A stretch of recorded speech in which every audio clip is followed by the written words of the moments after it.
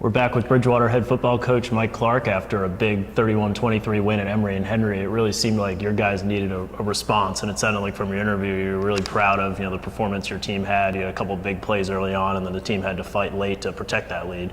Well, I think what happens sometimes when you've gone through spells like we had the 3 previous weeks, you go out there and it's a Saturday afternoon and you're really kind of playing two opponents. You're playing the one on the other sideline that has the opposite color jersey, and you're playing some of the ones that maybe run around in your own head. And I think in that situation, to win a game that you had to grind at, was probably something good for us right there. The blowout would have been easy. We actually left some cards on the table that really gave us a chance. We had some penalties in the second half that negated scores and negated runs that would have given us solid field position that we might have been able to stretch them a little bit in the fourth quarter. But in the end, it was we did enough to win the game. There were some key plays in the kicking game. I thought our defense really had some gutty efforts in there to kind of, once they got on our plus side of the 30, they really toughened down and held them to field goals. And really it was one of those games where every point mattered at the end. So I'm going to ask in a minute about the seniors, but there really is a youth movement coming around on the defense. You had Matt Dang was your leading tackler in this game, a sophomore safety. I think that gives you 5 sophomores who have really played a significant role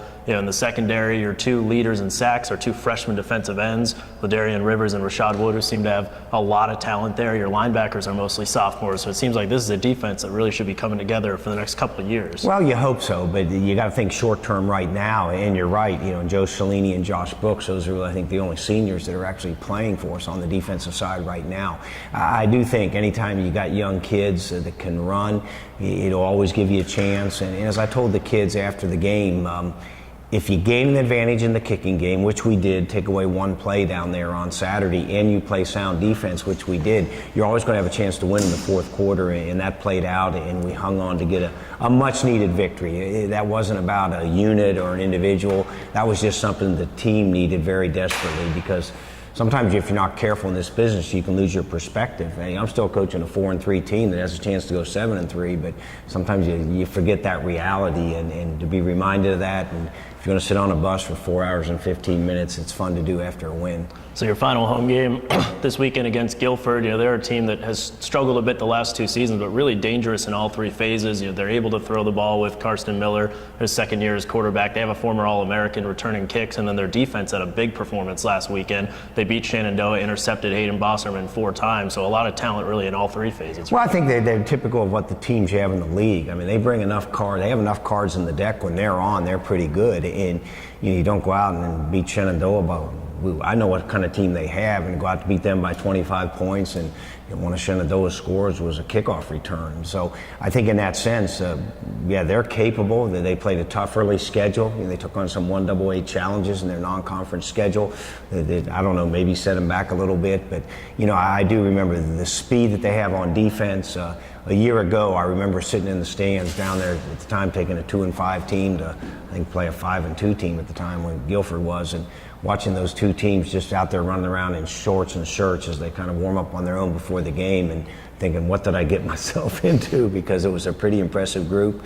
We won a big game down there last year, and really it was a game a year ago that we won on the last play where we intercepted a pass in the end zone, and then we took that game and really took some momentum into the final 2 and into the off season, and I'm hoping we can kind of do the same thing. It was nice to meet with the kids on Monday this week and get to teach after a win.